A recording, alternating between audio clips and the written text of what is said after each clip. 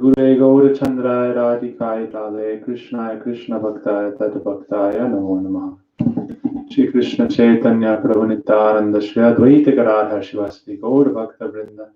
Hare Krishna Krishna Krishna Hare Hare Hare Ram Rama Rama Hare Hare. So happy New Year's everybody. Dandavat Pranams. Best wishes to you and your families, wherever you may be, however you may be. Dandavat Pranams. So today we're going to talk about searching for the silver lining. What is the silver lining? Srila Bhakti Rakshak Sridhar Goswami Maharaj would say that no matter what circumstances you are in life, even in the most difficult circumstances, you can always find the smiling face of Sri Krishna, even behind the darkest clouds. Actually, the gopis, when they see the dark rain clouds, it reminds them of Krishna. It gives Udipan, inspiration for Sri Krishna. So even though we've all gone through difficulties in life, good and bad, sometimes it seems like the bad times outnumber the good times. But we can always find a silver lining. So I was thinking, what kind of silver lining can we find out of 2020? And in a general way, out of our material life. So when we go through these difficult times, it helps us seek out something higher, something better. Seek out that absolute truth. And we're very fortunate that the absolute truth is something that is very beautiful. Sri Krishna. Something, indeed, you could say, someone who is full of love, who is full of sweetness, softness, kindness. And if we are able to go towards Sri Krishna without becoming vengeful towards, you could say, towards reality. Oftentimes when bad things happen to us, we become angry. And we're searching out how we can blame our problems upon someone outside ourselves. And so we blame others, or we blame reality itself, and we become vengeful against reality itself. If we cannot find someone to directly blame, then we end up blaming the world, blaming the creation, blaming God. But the devotees, they don't mind so much about material problems and difficulties. Actually, we're reading from the Bhagavatam this morning, and Srila Bhaktivedanta Swami Prabhupada was saying how devotees don't mind material problems and disasters and difficulties. They accept this as the will of the Lord, and they carry on. It's more important how we are able to progress towards true spiritual perfection, how we are able to take every circumstance and take guidance from it even, and how we can progress in Krishna consciousness.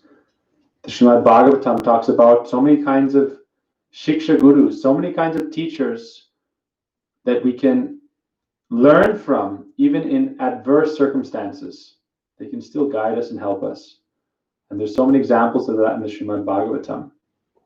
And so yesterday we were talking about this mood of Tate nukampam sushamikshmano bunjana evatma kritam vipakam ridvagva purvir vidadan namaste jivetayo mukti pade sadayapak. The silver lining we can find from difficulties in life is the pathway to moksha, pathway to salvation. And what is that real salvation? Muktim dadati iti mukunda, the lotus feet of Sri Krishna. That is the true salvation for all. So we are searching for that supreme goal, the lotus feet of Sri Krishna. Our Srila Gurudev would say we are not trying to find Krishna so much as we are trying to develop love for Krishna, Krishna Prem. That is the real goal of life, Krishna Prem. But sometimes we become hateful towards God, towards creation when bad things happen, when we're suffering, or when our family, bad things happen to us, and we start to blame even Krishna. So the devotees are real devotees. We learn how ultimately everything is just, you could say on one hand it's karma, but on the other hand it's even Krishna's, not that we say it's his mercy, but that it's his merciful arrangement that we can develop further, that we can become more speedily going along this process. And ultimately, we are in this situation because of our own turning away from Krishna. Krishna Bahirmukh. Anadir Bahirmukh. We've turned away from Krishna, and then Deha Sansara Adiduk, we are suffering in Sansar. We are exploiting others, causing pain towards others, and then we are getting this karma back to ourselves, and therefore we are suffering. But if we are able to turn towards Sri Krishna, realizing that ultimately Sri Krishna is pure love, and he wants to have a loving relationship with us. Sri Krishna is like the transcendental sun. We are a chitkana, a particle of that divine transcendental consciousness. And when we are able to unite ourselves with Sri Krishna, then we will also be able to be happy. The problem is that we are distracted and turned towards Maya, therefore we are suffering. So how can we stop or curtail that distraction or turning the fact that we are turned towards Maya? How can we turn back towards Krishna? I was thinking today about the story of Sri Bilvamangal Thakur, and also connecting that to Mayavad. The Mayavadis are always looking at Maya and thinking it's illusion. It is illusion, but they're thinking that everything is illusory. They're saying, oh, this whole world is just illusion. And they give the example of the rope and a snake. You go outside at night and you see what looks like a snake. It's really a rope. You turn on the light, you see it's just a rope, but you jump in fear. And they say ultimately this world, Brahma Satya Jagat Mithya, this world is false. But our acharyas teach us the world is not false. The fact that you see a snake, you see a rope and think it's a snake, it means that the rope is real, because later on you see the rope, but it also means the snake is real, because you have the idea of a snake. So this world is not false, it's illusory, but it's real. But what's the point of this world? The point of this is that we are put in this world as, you could say, our Vaishnavacharyas describe it to be like a school that we are sent to learn in, the school of hard knocks. And we chose to come here, we want to imitate Krishna, we want to be God. So we are given this opportunity to try and exhibit our free will like that. Ultimately, we're trying to get rid of that tendency and accept our true position as Krishna Nitya Das. Krishna Tasta Shakti Ved Aved Prakash. And when we start to progress towards that goal of Krishna Prem, then we can find happiness. But in the story of Bilvamangal Thakur, it's very interesting. Where does Mayavad come from, you can say? Mayavad comes from this idea of trying to imitate Krishna, and then you start to see something and think it's something else. And Mayavad, they always use examples like that. The rope and the snake, air in the pot, and merging with the sky. They use all these examples of misperception. And the problem is that this misperception is coming from originally turning away from Krishna. So we're starting to see everything in a distorted way. And Bilvamangal Thakur is very interesting. Where is the root of that distorted idea? The idea that I can be the separate enjoyer. I am the Purush, I am Bhagavan, and everything in this world is meant for my enjoyment. And then I can exploit everyone, use everyone for my own enjoyment, and try to be God. And Bilvamangal Thakur, what is the root of that? The senses are coverings of Maya meant to punish us.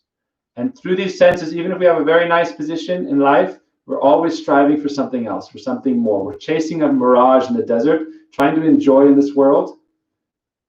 But ultimately, it's like a mirage in the desert. You see water in the distance, you run towards it, embrace it. It's just a cactus. It causes so much pain. So Bilvamangal Thakur had a nice position. We're reading from Sri Krishna Karnamrita, this book we published.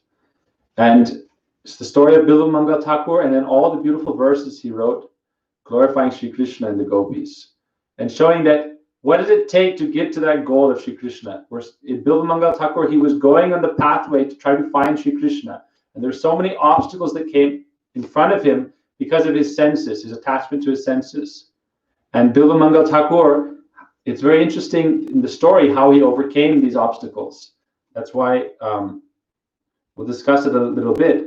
But basically, even though he had a nice situation, he had a nice family, parents, wife, everything was nice for him. But because of his Kam, Krodh, Lobh, all these enemies, lust, anger, greed, these are the internal enemies in life. And they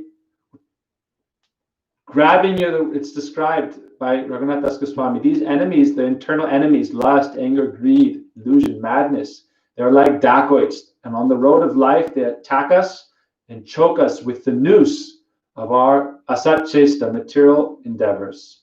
And then they drag us in different directions.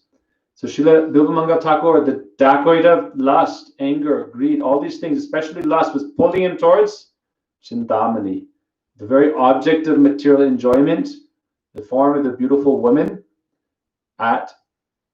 in the form of a prostitute lady. And it's described he was so lusty that even when his father was being offered his final rites, the Shraddh ceremony, and he was the eldest son presiding over this, he was so lusty, even though he had a wife, and she was very beautiful also, a nice Brahmini wife, he left her and went in the middle of a stormy night to go see Chintamani.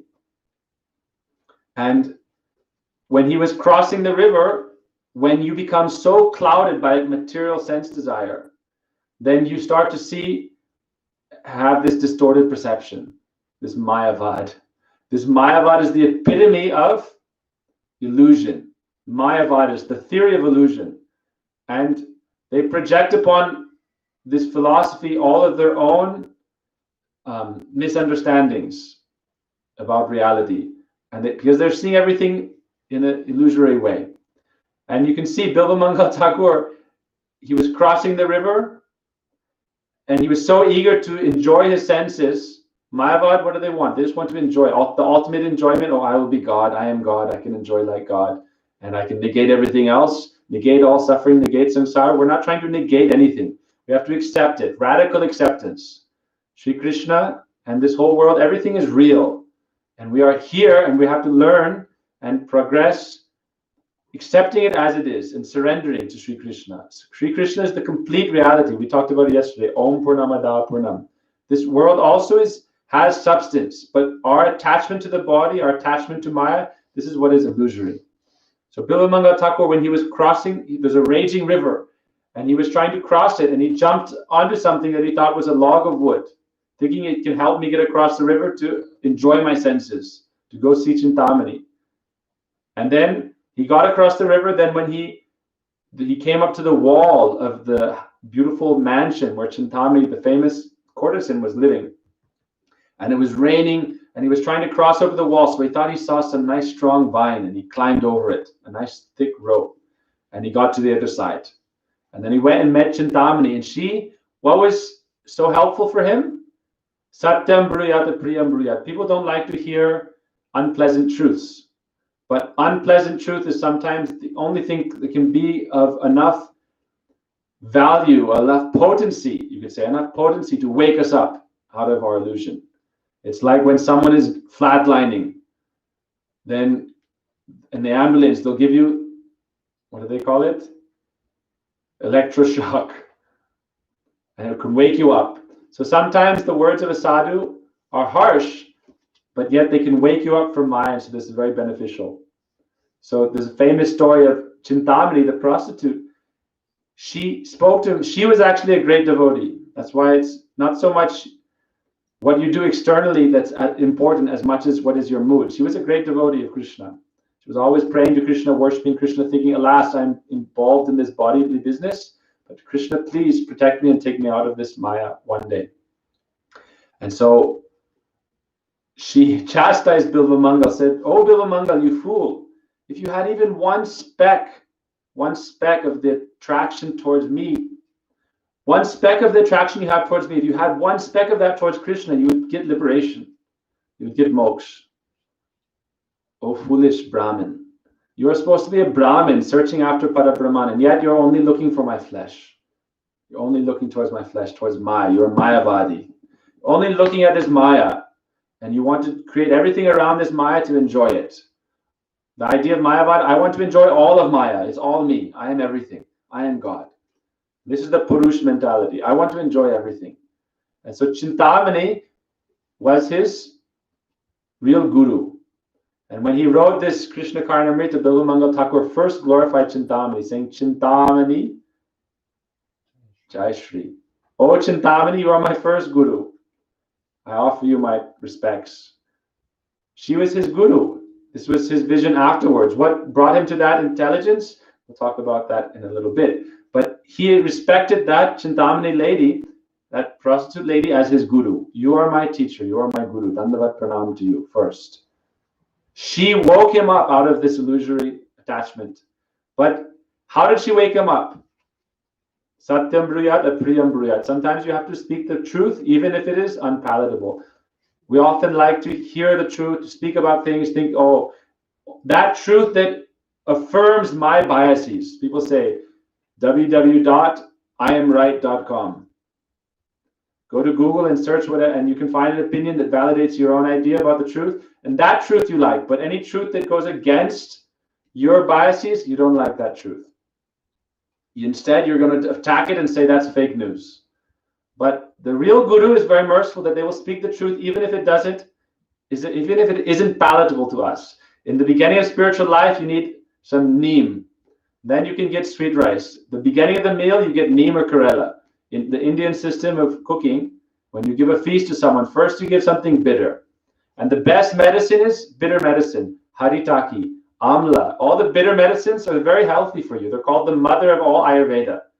And neem, karela, bitter melon, that's at the beginning of the meal. So in the beginning of spiritual life, sometimes we also need some bitter medicine. And then when we become cured, then we can take what is, you could say, tasty. We hear the story of, actually, there's an interesting story we'll tell really quickly. Jesus, we're hearing it the other day from Panditji. Jesus, one time there was a man who was very sick, practically dying, and he couldn't digest anything. And everyone asked Jesus to help him. He said, oh, you've helped so many people, you've done so many miracles, so Jesus, please help this person. He's about to die. So Jesus came to this man. He was so skinny, old and skinny like bones. And Jesus said, okay, I'll help him, but you have to follow exactly what I say. The man said yes. So he told him to lay down on a bed, and he said, you have to fast. Fast for how many days? Many days. How many days? 3. Fasted for 3 days without any water, anything. People said, oh, you're supposed to save him, but you're killing him. You're supposed to save him, but you're killing him. And everyone was thinking, oh, look at this. Jesus Christ is so cruel now. He's become so cruel. So this, at the end of the 3 days, he said, I'll come and I'll come again and check on him. So Jesus came back in 3 days, and he told everyone, make a really nice pudding, like sweet rice, kheer, rice pudding, and make it very flavorful. You can imagine different kinds of spices and sugar or date gur. I don't know what they use where he was from. And they thought, oh, he's even more cruel now. He put that bowl right next to the guy's nose. And they were thinking, he's not letting him eat it. This person was laying there, like it seemed like it was his last breath. After, in a minute, he would take 1 or 2 breaths. And people were thinking, look at, he's trying to kill him. This so-called saintly person is killing this poor man. He said, you don't have faith, just watch. Some people, intelligent people, said, no, just watch, just wait. And so it's described after a long time, 30 minutes, 1 hour, hour and a half. Then what happened? They started to hear this man started to move about, like he was being, like some kind of disturbance going on inside his body. And then gradually, the serpent, a long tapeworm came out of his mouth and started to eat that pudding. Immediately, Jesus pulled it out of the man, threw it aside. And then he said, now you can eat this. Then he gave him the porridge. Very soon after that, he became healthy. This is the problem in our spiritual life. Sometimes we have so many anarthas inside us. We think we're doing so much sadhana, so much spiritual practice that's so-called feeding us, helping us spiritually grow, but it's only feeding our false ego or these snake. You could say so many different kinds of these snakes inside of us. The narcissistic tendency, I want to be a big guru. I want to be such a great leader. These things have to be uprooted. Otherwise, upasaka barijai. We do kirtan, we do hearing harikatha, we take sadhu sangha, but it only increases our material upasakas, ulterior weeds that are choking the creeper of devotion. So coming back to Bilvamangal and our sadhana, again, another interesting story of like a serpent, right? When Bilvamangal, so Chintamani, what was the point is that sometimes the saintly people have to give us something that wakes us up out of Maya. Then they can give us the sweet. That sweet is the silver lining, Madhura. The goal is sweet. That's one of the things I'm trying to say is that in Buddhism, in Mayavad, they teach us that everything is, they try to negate everything. And the silver lining they try to give you is that, oh, you'll be God, you'll be one with everything, you'll enjoy everything in this kind of bliss of oneness. But they're actually, it's a kind of trickery. It's another trickery of the mind, based on still the desire to enjoy everything as the supreme proprietor. I will be the supreme controller and proprietor. I am the supreme Purush. Everything is for me to enjoy. I will be God. This is another kind of snake that is eating us out from inside, this Mayavad. Therefore, it's very dangerous. Vaishnavas teach us that Mayavad Bhashya Shoy Sunite Hoy Sarvanas. You hear the Mayavad Bhashya, we have to give up that tendency. Jesus took it out by starving material senses. And so I'm going to lead that into Bilvamangal Thakur also. We want to get to the silver lining. The silver lining is the sweetness of Sri Krishna Prasad, Sri Krishna Katha. Bhakti is full of beauty and sweetness and charm and loving. It's very loving. It's very sweet. It's full of ras, full of nectar. But the danger is if we go towards that, we jump towards that without cleaning our nartas, then it just becomes Prakrita Sahajya. It's another form of Mayavad. Another form of Mayavad is Sahajyism. Oh, Krishna Lila, you are my Radhe, I am your Sham. Let us enjoy. It's popular in India these days. You can see how Bollywood songs. Tumi Radhe, Ami Sham, Tumi Radhe. They have this mentality. Oh, you are my Radha Rani. Or in Vatsalyaras, parents, oh, you are my Kanaya. This is also Mayavad. Mayavad means misperception. You're looking at your attachment in the form of this material daughter or son and thinking, oh, that is like Krishna. Oh, this is my Krishna. Oh, look at my Kanaya. And then you invite all your friends, look at my baby Kanaya. And then you're doing Arti, Arati, Krishna Kanaya. You're doing Arti of your son, your daughter. Then you are going to hell. Why? Vaishnavas teach us, your attachment needs to go up. And if your attachment is going down, then everyone who's attached to you is also going down towards hell. If your attachment is to God, everyone in association with you, they also go up to God. But you're looking at your wife like Radharani and your husband like Krishna, or vice versa, or whatever, or you're looking at your children, your parents, oh, they're like my Bhagavan. But you have no relation to Bhagavan, only they are your Bhagavan. Then you're going to hell. You will drag them towards hell, and you need the help of someone like Chintamani to shock you out of that Maya, that misperception, that distorted sense of reality. So Bilvamangal Thakur, Chintamani told him, if you had one spark of the attachment towards me for Sri Krishna, you'd be liberated. That's the silver lining. How to get to that silver lining? Sri Krishna is the embodiment of pleasure, sweetness, beauty. Everything is there. That is the real sweetness, Sri Krishna. And we blame Krishna for all our problems. Oh, I'm suffering in life. It's Krishna's problem. It's Krishna's fault. This world is not fair. It's Krishna's fault. I'm suffering. I have disease. I have this and that. My family member died. It's Krishna's fault. I'm blaming reality. But this is just as it is, samsara. This is the nature of our absorption in Maya manifests in this form of Maya, Mayavad. And then we're blaming that on Krishna. I want to be God, and yet I'm blaming that mentality on Krishna. I want to be God. I want to enjoy in this world as God. And then when things don't go my way, then I'm going to blame the God anyhow. So we're praying that no, we want to get rid of that Mayavadi mentality. We want to get rid of this concentrated form of the desire to enjoy in this world through our senses, that we are covered over these gross and subtle bodies, trying to extract everything only for our own enjoyment.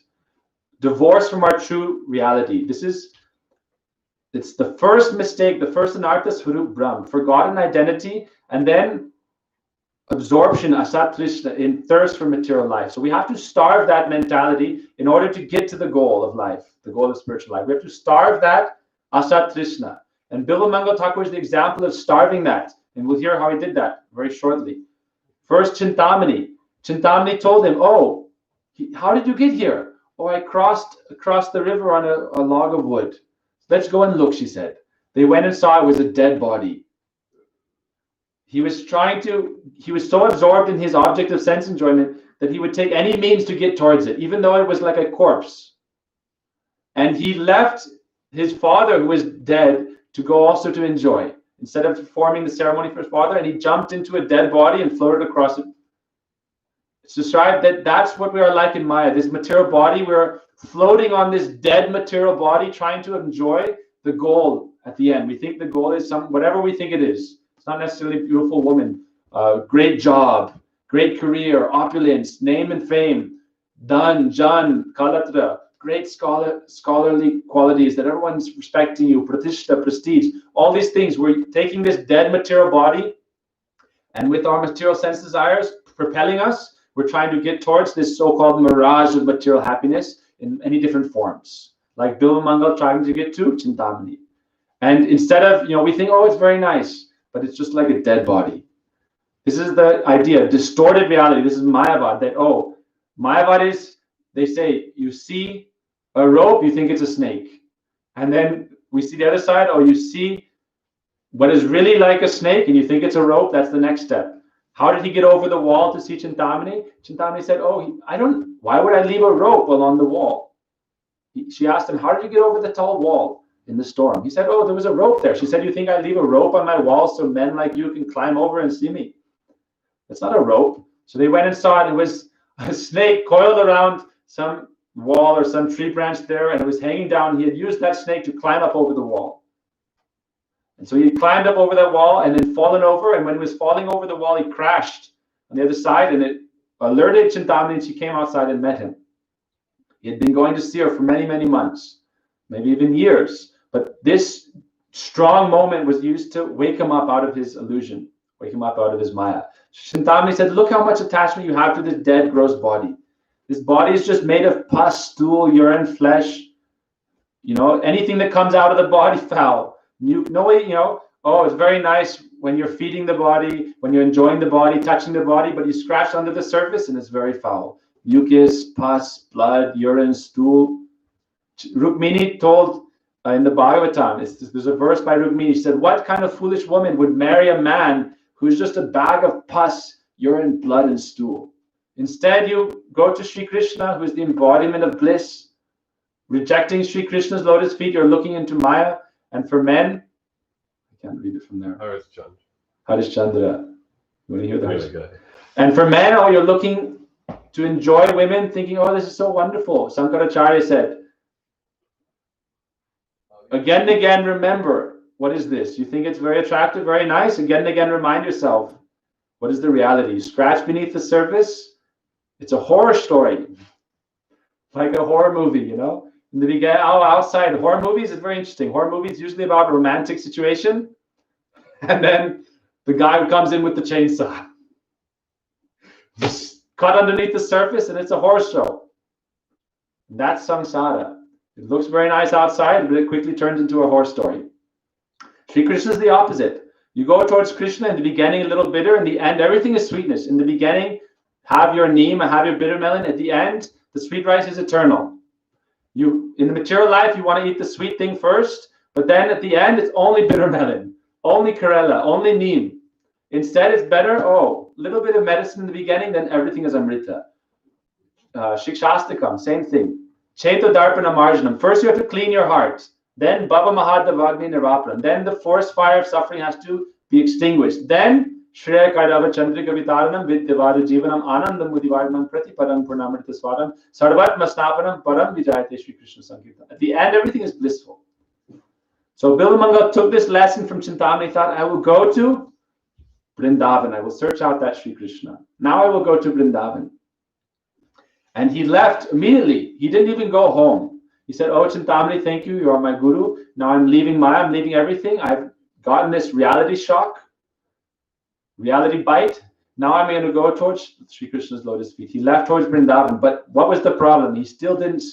He got that lesson that awakened his thirst for spiritual life, awakened him to seek out that goal, but he still hadn't starved this material sense gratificatory nature.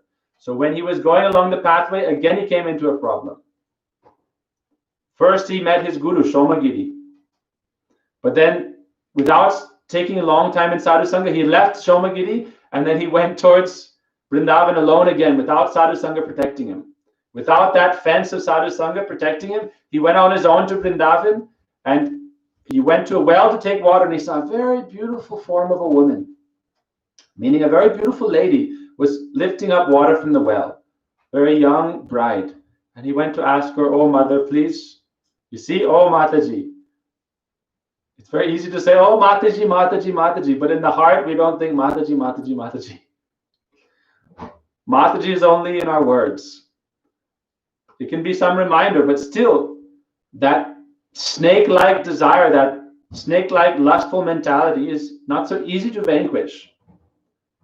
So he said, oh, he followed her home. And he was, at that time, dressed like a sadhu.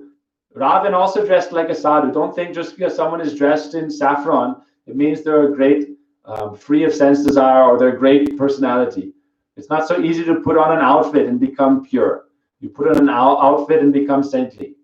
It takes a long time of practice, long time of sadhu sangha, hopefully a lot of deep sadhana and prayer and the mercy of Guru and Vaishnavas, then you can become pure.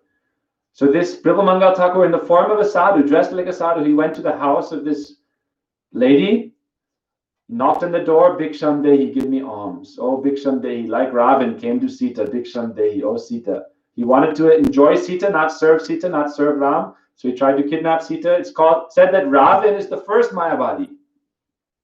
Param Gurudev writes about this in his Mayavadi Ki Jeevani. Ravan was a great Mayavadi.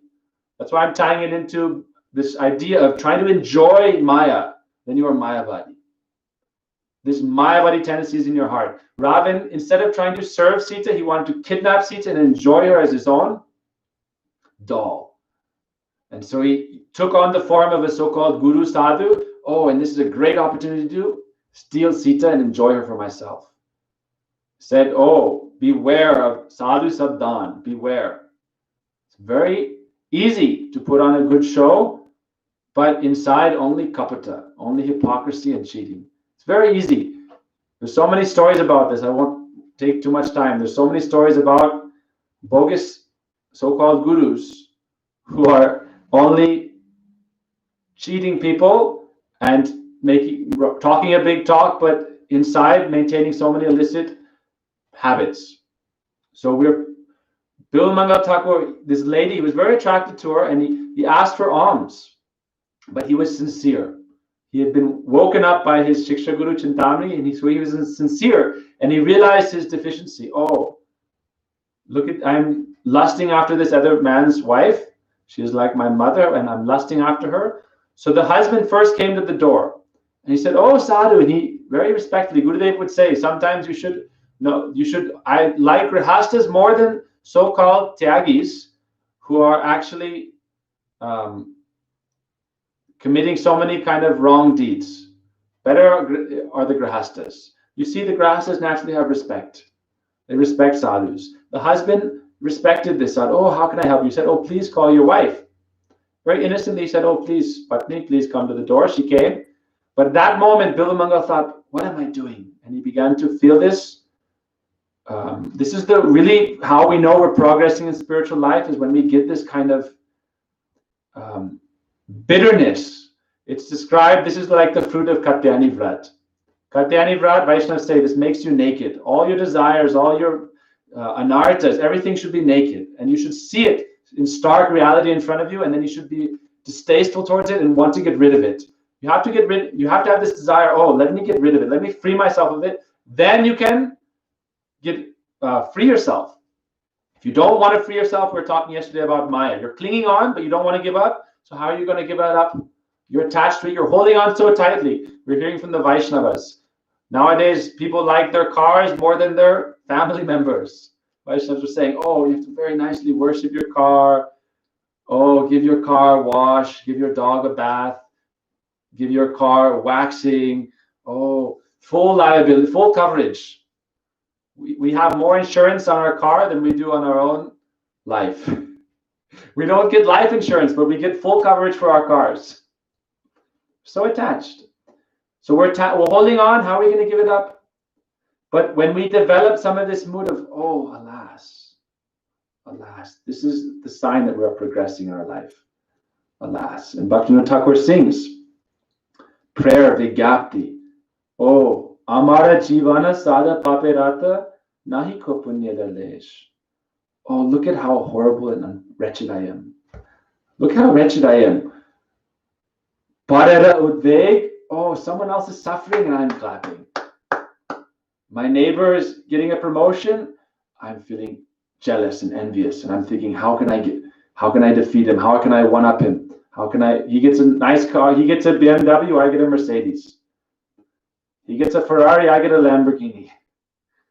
We're always trying to be better and get more and put others down. Someone else is suffering, I'm happy. Someone else is happy, I'm suffering. And then, oh, alas, alas, Bhaktivinoda Thakur sings, oh, alas, my life is full of sin. I'm so wretched. When you have this mood, oh, this world is full of bitterness. I no longer want to be absorbed in this world. Oh, Krishna, please take away this absorption in material reality, because it's not that the world is bad. They would say, our Acharya said, nothing, this world is very good. Everything about this world is good. Use it for Krishna's service. The flowers, the trees, the fruits, everything is perfect, but we spoil it. Everything is good, but we spoil it. And then, like, there's a story of Arjuna. Krishna told Arjuna, go and find something useless and bring it back to me. So Arjuna went all day and he couldn't find anything useless. He came back to Krishna saying, I couldn't find anything. He said, no, go one more time. I'll take you somewhere. So then finally Arjuna was thinking, okay, I can't find anything useless. So he went to some pile of stool. And he said, oh, Krishna, finally I found something useless. Look at that stool over there. It's useless, Krishna. Krishna was thinking, you're bringing this to me. You're showing me this stool. So he said, okay, let's ask it. Oh, stool, are you useless?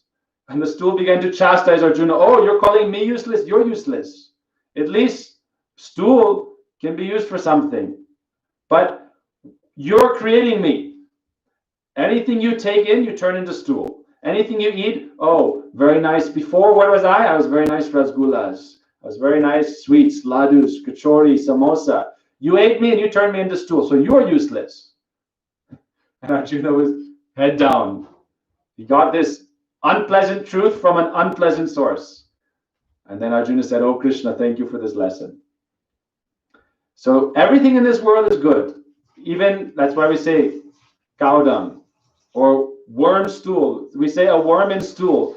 A worm in stool creates the best castings, and it's called black gold, and you can use it for plants, and it creates so much beautiful flowers and fruits. It's the best thing. A worm stool is much more useful than a human stool. And even a human passes stool and then a worm eats it and makes stool. That stool is very useful. It's very useful.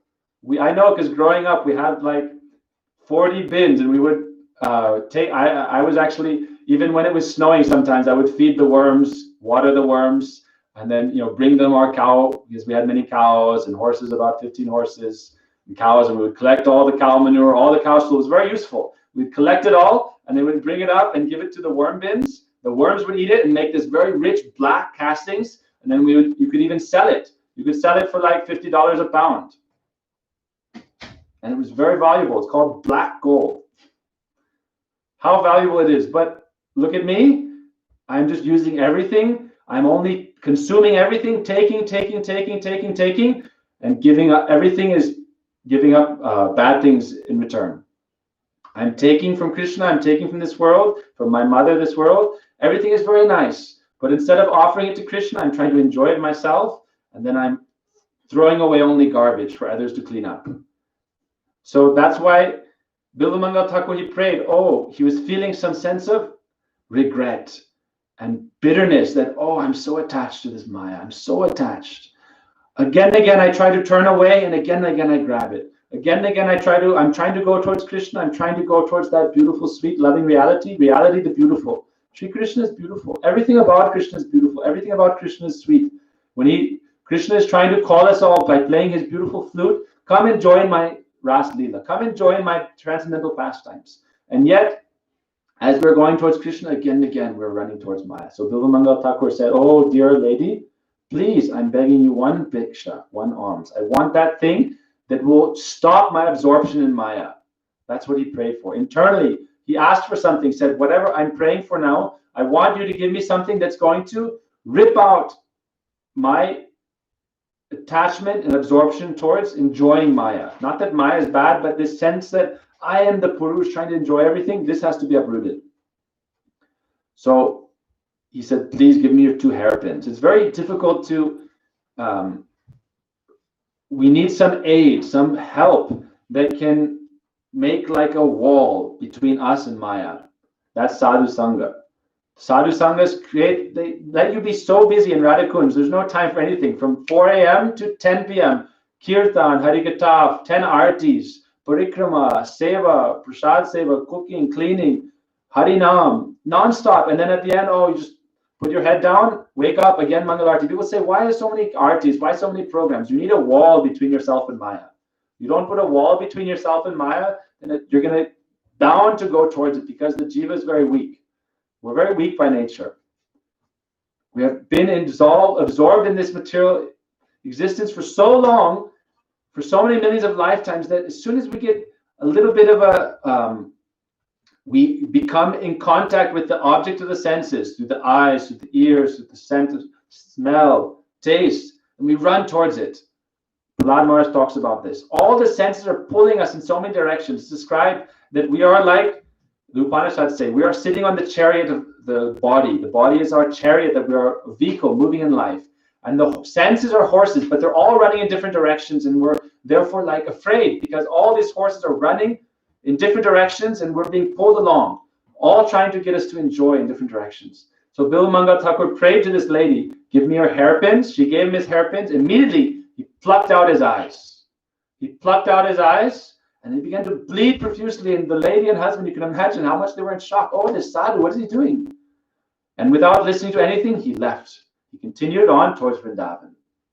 With faith, now that when we become materially blind, we can get spiritual vision. Om Ajnana Timirandasya Jnananjana Shalakaya Chakshuranmilitam Jena Tasmai Shri Guruve Namah. Chintamani gave him the first torchlight of divine knowledge. But as he was going, again, Maya was attracting him. So he said, I have to stop my material senses in order to awaken my spiritual senses. So he plucked out his eyes and he continued to Vrindavan with faith that, oh, Krishna is the protector. If someone is blind materially, Krishna will be their vision. If we are ready to put a blindfold, it said that actually for brahmacharis in the mud, it's described, the Gurudev would say, you should never look when you're walking about here and there, going to the market, never look up more than 3 feet in front of you. Lakshman, he never looked at Sita's face. It's described that when Sita was abusing him, saying like, oh, you want to enjoy me now? You think Ram is going to be killed by this demon and you will be mine? He said, I have never even seen your face, mother. I never looked beyond your feet. I only worship your lotus feet. Brahmacharis in the mud, you're supposed to always keep your head 3 feet in front of you. Then you're protected from Maya. Gurudev would say in the Mathura days, back in Keshaji Gauri Mat, don't go up on the roof, don't go to the Dharmashal. Stay in the mandir. Always look at Thakurji. When you're attached, looking towards Maya, instead go and look towards Krishna and pray to Krishna for help. Otherwise, Maya is going to lead you astray. It's very, very difficult. Mahaprabhu says, Kala Kalir Bahir Indriya Vairi Vargas. In Kali Yuga, our senses are so uncontrollable. It's so difficult to control them. They're always dragging us like someone who is bound by the hands or the neck or the feet and being dragged in the mud of Maya. So therefore, we have to pray to Guru and Vaishnavas. What do? We cannot free ourselves. I'm not saying go and pluck. I'm not plucking my eyes out. But we try to offer those eyes to Gurudev and take shelter of Gurudev and say, please, how can I serve you? So it's very difficult. I'm speaking from my own experience, praying to Vaishnavas what to do. Vaishnavas said, now in Kali Yuga, it's very difficult to control the senses. So The senses are not your friends. The senses are going to leave you. The senses are material. But what you can do is you can do Guru Seva. Because that gives you Sukriti, that gives you connection to Gurudev, that Mamata connects you to Guru and Vaishnavas, and that will lead you out of the samsara. That Seva will create Sambandha relationship. When your relationship becomes thicker and thicker and thicker with Vaishnavas, with Gurudev, with Radha Krishna, then the balance of your attraction towards Maya will start to turn towards Krishna and the spiritual reality, and then you will go towards Krishna. Then that power of Krishna and Guru will weigh upon your life. But the method is Guru Seva. Sarva sadhana mukhya hi Guru Seva sadadrita yaya bhaktir bhagavati yanja sayat sukavaha. Guru Seva is our lifeboat in samsara. Sadhana bhakti, oh, very difficult. Vaishnavas say sadhana bhakti. How are you going to do sadhana bhakti? Maya is so strong. But if you think, oh, my sadhana is Guru Seva, then that is your lifeboat. Chanting Harinam, this is Gurudev gave me this Harinam. Chanting this Harinam is Guru Seva. Hare Krishna, Hare Krishna. Oh, Gurudev, please accept my Harinam, my service to Harinam. Gurudev was saying, I was reading this morning about Anyabhilash Shunyam. We have a group online, Krishna Prem Academy, where we study slokas, where we learn different kirtans, where we practice so many things. We're talking about Anyabhilash Shunyam and Gurudev's purports on this. And Gurudev was saying, first you have to apply this to Guru. First, you have to have faith in your Guru. Take shelter of bona fide Guru and hold on to his lotus feet very tightly. Dhrida kori dharo nitai pai. Oh, what is that? Nitai pada kamala, the second line. Se sambandha nahi jar, britta janma gelutar. If we don't have sambandha with Guru, with Nityananda, our life passes in vain. Asat sangha, that we're always going after what is false, what is asat, what is maya. Therefore, we hold on. Dhrida kori dharo nitai pai. Very strongly hold on to the lotus feet of Lord Nityananda. How? Nitayer charana satya tahara seva kanitya. Lord Nityananda's seva, that is your lifeboat. Sarva sadhana mukhya. All kinds of sadhana, Guru seva sadadrita. The Guru seva is the topmost. By performing Guru seva, yanjasa yatsa kavaka. Very easily, very happily, you'll get the fruit of bhakti. Bhakti, yanjasa yatsukavaha. Bhakti will very easily, very happily be achieved. Every step of the process will be blissful. And the senses, how much are you going to try to control the senses? They're running towards Maya? Okay. But as much as I can, I will try to engage everything in Krishna Seva. Like the Param Gurudev would say, Anavridam Parikrama. Take yourself like Chandan and grind it in Guru Seva. Like Chandan, when we offer Chandan Keshav Vrat, this Chandan is the Gopi's foot dust. And you take a stone and you grind it. That grinding motion, all of my life energy, all of my mind, my intelligence, whatever I can do, all of my energy, only Guru Seva. The senses are mundane, the senses are leading me in the wrong direction. By force, I'm going to engage them in Guru Seva. Serve Shri Guru. Sadhana Bhakti, how much are you going to do sadhana? Millions and millions of lifetimes. Koti Janma Jari Shravana Kirtan Tabuna Bhai Krishna Pade Premadan. Millions of lifetimes we're doing sadhana, but still we're not getting Krishna Prem because all of our sadhana is going to our anarthas, upasakas. So Guru Seva, then that develops Sambandha Gyan, relationship to Sri Guru. Then Sri Guru, Guru Karnadaram, Guru will lead us out of samsara. Nirdeham Adyam Sulabam Sudurlabam Plavam Sukalpam Guru Karnadharam Mayanukulena Navashvatirtam Guman Bhavartana Taritsa Atmaha. Sri Guru is the captain, Guru Karnadharam. I get on the boat of Sri Guru's mercy and I'm constantly trying to serve Sri Guru, engage in Krishna Kirtan. Harinam is Guru Seva, Kirtan is Guru Seva. Everything we're doing, serving devotees, serving Thakurji, everything is for my Gurudev's pleasure. O Gurudev, O Vaishnavas, Hey Vaishnav Thakur, Gurudev Kripa Bindudiya, Koroe Dase, Trina Pekshati. O Gurudev, O Vaishnav Thakur, O Gornitai, please lift me up on the boat of your mercy. Then I can get rid of this Mayavadi tendency, then I can get rid of this gross desire for sense enjoyment in this world, absorbed in the false reality of this world, and go to the lotus feet of Sri Krishna. Bilvamanga Thakur, when he gave up everything, when he was ready to starve his material senses and only be one pointed on his goal, Anya Bilashita, without any other desire, no Anya. Anya Bilashita Shunya means without even the slightest Shunyam, even the slightest amount of focus on anything else. Anya Bilashita, no desire for anything but Krishna. Then we can progress. Then Krishna, Yogakshema Vahamyam. Then Krishna lifts us up and protects us. Ananyas Chintayantam. When Bilvamangal Thakur was completely one-pointed, Ananyas Chintayantamam. Ye jana paripashate. Krishna says, those who worship me like that, like Bilvamangal Thakur, Yogakshema Vahamyam. Whatever they lack, I will give them. So Bilvamangal Thakur, he lost his eyes. Krishna became his eyes. Immediately Krishna came before him and said, oh, you're trying to go to Vrindavan? I will lead you to Vrindavan. And holding his hand, Krishna led Bilvamangal Thakur to Vrindavan. And then once in Vrindavan, what did he give Bilvamangal Thakur? Transcendental vision to see Sri Krishna Lila. Sri Krishna's pastimes with the Braja Gopis. And then Bilvamangal Thakur began to sing Krishna Kirtan, all of the pastimes of Sri Krishna and the Gopis. So that's the silver lining. The silver lining is Krishna Lila, Krishna Katha.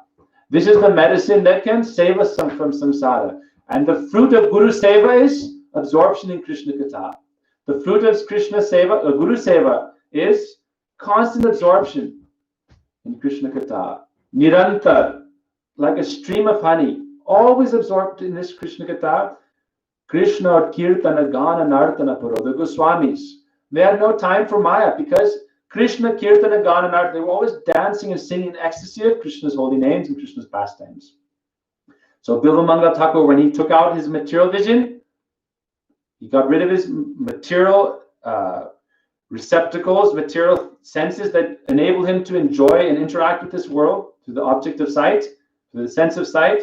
Then Krishna came and gave him spiritual vision, brought him to Brajadam, and then showed him his own transcendental pastimes. We see this in the lives of the sadhus. Like we hear pastimes of sadhus who are like blind. There's a story of Banki Bihari. I believe this is a Surdas story. And when he was very old, he became blind, but he had transcendental vision. He would always see Sri Krishna, and he would always describe Krishna's beautiful shringar, beautiful decorations. So it's described that when one day the pujaris thought, oh, he's just, some kind of sahaja, imitationist. We were talking about sahaja as one form of mayavad. Oh, everything is, we take the transcendental to the mundane. So they said, we're going to test the Surdas. They made Krishna naked. They didn't dress him in anything, and he was blind. So they said, what does he look like? They thought that somebody was, perhaps he was blind and he was still describing the Shringar of Krishna for many days. So they thought maybe somebody's telling him about it. So they had him sit there right before Thakurji, making sure he was alone, nobody's whispering to him or anything. And then they revealed Krishna's darshan. Krishna was standing there, Nanga, naked. And he began to sing, oh, Krishna, today you are most beautiful. Today you have no other covering. You're only Shama Sundara. Completely Ananya. Completely there for your devotees. Completely no covering between yourself and your devotees. And so the priests were so amazed that the sadhus, when you become materially blind, you develop spiritual vision. Gaura-Krishna Das Babaji Maharaj, when he went into the latrine, wouldn't allow any material association, no samsara ukar, no sound of samsara, then he was able to see Krishna. So this is what we're praying gradually. I know for myself, it's very, very, very hard. I'm trying just to speak this for myself. Very hard, but Guru Seva is the lifeboat.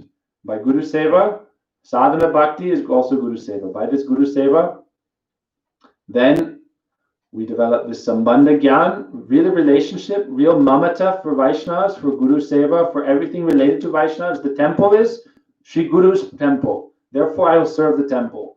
Everything in the temple is my responsibility. I will serve and take care of everything. This is Gurudev's property. Therefore, I am the caretaker for this. I should take care of everything for my Gurudev Seva. Gradually, I'm so fallen, I'm so lusty, I'm so greedy, I'm so angry. But that helps us develop real humility. If we have this attachment to Guru's lotus feet, these things are no longer an obstacle. At that point, Guru and Vaishnava say, when you surrender to Guru, really, and you're constantly absorbing Guru Seva, then all that lust, anger, greed, it only becomes fuel to make you go further in Krishna consciousness. All your lust, anger, oh, I'm so lusty, oh, I'm so greedy, I'm so angry, oh, Gurudev, please help me. Your attachment to Guru, then these anarthas help you in spiritual life because they propel you, they make you have more strong desire, more strong greed, more strong eagerness. Then, oh, I'm so fallen, oh, sometimes, we hear from the Vaishnavas, oh, some, dosh, this, that, some problem, some fall down, this, that, oh, Radhe, Radhe, Radhe, Radhe. Oh, Radharani, I'm so weak. I'm so fallen. Oh, please help me. Please help me. And we develop the sense of, oh, alas, alas, alas. How fallen, useless I am. But Gurudev, please, you can save me. Then in this way, we can very quickly, these senses will leave us, transcendental senses will come, and we'll be forever happy. So I wanted to talk today about something happy about Krishna Katha, but I guess I was thinking we can start with this. And I was thinking about the story of Sri Bilvamangal Thakur and how we can take lessons from this in progressing in our bhakti. So thank you, Hare Krishna. Any questions, any comments? Hare Krishna. Dhanavad pranam. Svancha kalpadurvisa kripa sindhu evacha patidanam pavanebhyo vaishnavebhyo